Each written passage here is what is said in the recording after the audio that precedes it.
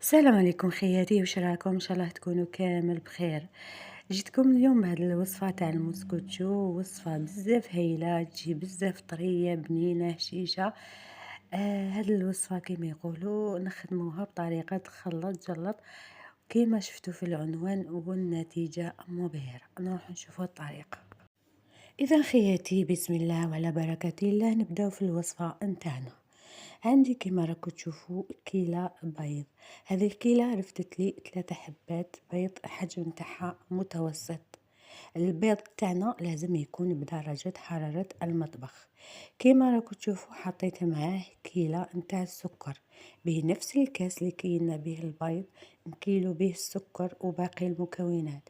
عندي كيلة نتاع الزيت، وكيما راكم تلاحظوا معايا راني نحط كل شيء على مرة كيما يقولوا خلط جلط.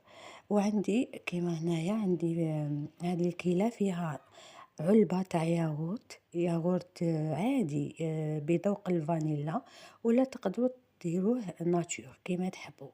هذيك العلبة زدت حطيتها في الكاس وكملت عمرتها بالحليب كيما راك تشوفوا، يعني نص ياغورت ونص حليب. واش نزيدو نحطو دوكا في هاد المكونات؟ رشه ملح ومغرف صغيره لافاني، ولا عندكم قشور ليمون حطوا قشور ليمون ولا قشور برتقال. انا حطيت غير عصرة تاع ليمون باسكو ما عنديش القشور، هذيك القشور هذيك الليمونه راه مستعمل القشور تاعها، لا هذه حطيت غير عصرة ليمون. دوكا نجيبو الباتوخ تاعنا ونخدمو الخليط نتاعنا مليح مليح مليح مليح، حوالي هكداك 5 دقائق وحنا نخلطو باش يجينا المسكوتشو ناجح ويجي طالع ويجي هشيش وما يهبط لكمش في الفرن. يعني خلطوا المكونات تاعكم مليح كما راكم تشوفوا معايا خياتي.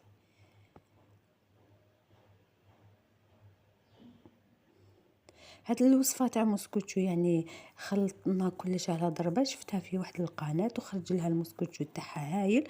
قلت لي مالا نجربها معكم ونشوفوا النتيجه. شوفوا الخليط نتاعنا كيفاش رجع، يرجع لونه ابيض ويرجع الخليط رغاوي.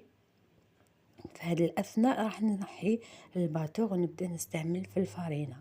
عندي الفارينة 2 كيسان ونص، يعني 2 كيلات بنفس الكيلة اللي كنا بها المكونات في الأول. شفتوا الكاس الأول حطيناه، هذا الكاس الثاني. ومن الأفضل نغربلو الفارينة تاعنا ونزيدو النص كاس.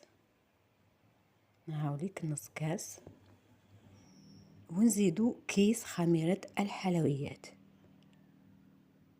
كيس معمر.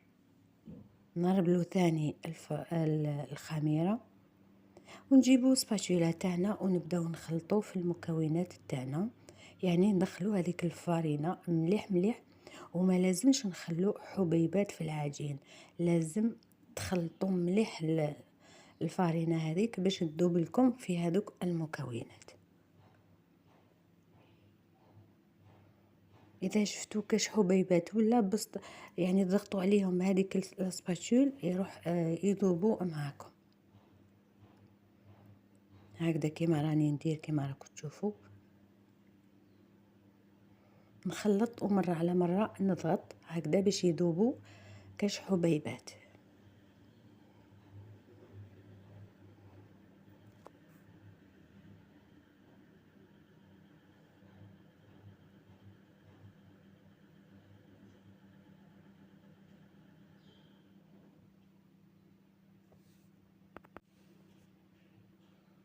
هاوليك الخليط نتاعنا كيفاش رجع خياتي. شوفوا القوام نتاعو كيفاش يكون، ما يكون هذاك ثقيل بزاف يجيكم المسكوتشو تاعكم مدكس، ما يجيكم خفيف ويهبط لكم المسكوتشو في الفرن.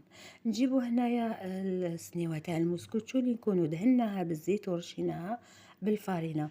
هذا السنيوه شوفوا هي الصغيره كامل في السنيوات تاع المسكوتشو، ما كاش اصغر منها. يعني خذوا السنيوه الصغيره كامل، ما المغيان ما الكبيره، الصغيره كامل في السنيوه تاع المسكوتشو. ونفرغوا الخليط نتاعنا كامل. والفرن تاعنا طبعا نكونوا درناه يسخن كي نبداو نحضروا في المسكوتشو نروحو نحطو الصنيوه تاعنا في الرف الأعلى، نخلو قبل ما ندخلوها طيب نديرو هاد الخطوة بالكيغدو باش يتخلط لنا الخليط تاعنا، باش يجي متساوي وما يجيكمش جهة طالعة وجهة هابطة، وندخلوه يطيب كيما قلت لكم في الرف العلوي. كي يتحمر من الجوانب وكامل ويتنفخ نزيدو نشعلولو، نهبطو صنيوة للوسط ونشعلولو يتحمر من الفوق، والنتيجة كيما راكو تشوفوا فيها خياتي. المسكوتشو تاعنا طالع وما يهبطش، اهم شيء انه ما يهبطش بعد الطياب، هذا هو المسكوتشو الناجح. نخلوه يبرد حوالي 5 دقائق ونجيو نفرغه يعني في صحن. هكذا خياتي شوفوا كيفاش ما يلصقش معنا، باسكو درنا له الزيت والفارينه، وشوفوا هذيك الطراوه نتاعو كيفاش يعني. شوفوا معايا يعني صدقوني جا كيما البونج خفيف ما شاء الله. هنا للتزيين تحبوا تخلوه هكذاك، تحبوا تزينوه. انا كان ما كان عندي والو، كان عندي غير شويه كراميل، راح درت له شويه كراميل مع شويه معجون المشماش. المعجون المشماش كان عندي غير قيس مغرف، زدت له عليه مغرف كراميل، خلطتهم مليح وفرغتهم من الفوق. والمسكوتشو تاعنا دافي شويه باش يتشرب هذاك الكراميل والمعجون، ونرشوه من الفوق بشويه مكسرات اللي يكونوا متواجدين عندنا ويكونوا محمصين مليح كيما راكم تشوفوا. طريقة تزيين جد بسيطة، والتزيين يرجع ليكم كل واحد كيش يحب يزين. خياتي هنايا هذا هو الشكل تاعو، شوفوا كي زيناه، يعني الشكل رائع ما شاء الله عليه، يشهي يشهي.